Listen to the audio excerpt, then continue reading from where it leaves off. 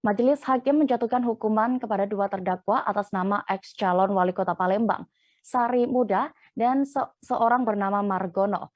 Keduanya ini terbukti terlibat dalam kasus penipuan dan penggelapan lahan seluas 26 hektar di Desa Tanjung Baru, Kecamatan Muara Belide, Kabupaten Muara Enim.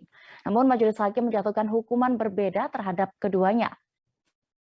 Laporan lengkapnya akan disampaikan jurnalis Sriwijaya Post. Ada rekan Hoirul Nisha yang saat ini sudah terhubung bersama kami. Silakan dengan laporan Anda.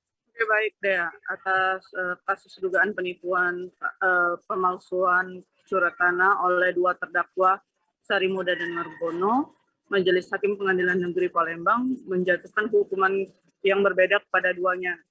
Yang mana terdakwa Margono divonis dengan hukuman 2 tahun 6 bulan, sedangkan untuk terdakwa Sari Muda yang merupakan calon wali kota Palembang yang belum berhasil, itu divonis dengan hukuman 1 tahun 6 bulan. Yang mana hukuman Margono ini sendiri dipotong 6 bulan kurungan dari tuntutan jaksa penuntut umum yang sebelumnya menuntut hukuman 3 tahun penjara. Sementara itu untuk Bapak Sari Muda sendiri dihukum sama dengan tuntutan jaksa penuntut umum yang kemarin pada persidangan sebelumnya menuntut terdakwa Sari Muda ini dengan hukuman 1 tahun 6 bulan. Seperti itu deh. Keduanya juga dijatuhkan hukuman berdasarkan pasal 378 tentang penipuan.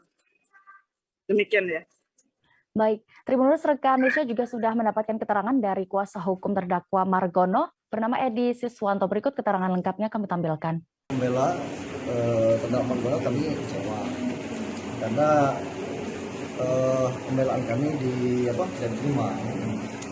Nah, dalam pertimbangan hukumnya diantaranya itu hakim menyatakan bahwa barang dalam perkara ini 378 itu berupa uang, padahal dalam dakwaan jaksa jelas yang dinyatakan barang dalam 378 itu adalah berupa tanah.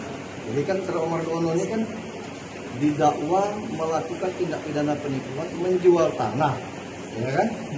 Yang tidak dapat dikuasai oleh pembeli. Artinya kan objeknya itu dengan tanah.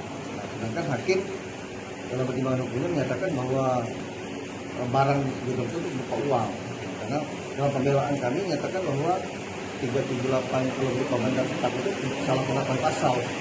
Jadi jaksa dalam pembelaan kami, salah satu dari materi pembelaan kami menyatakan bahwa jaksa itu salah dalam menerapkan pasal 378. Kemudian dari pertimbangan hukumnya juga hakim kami menilai melampaui kewenangannya karena mengadili kepemilikan atas tanah, ya kan?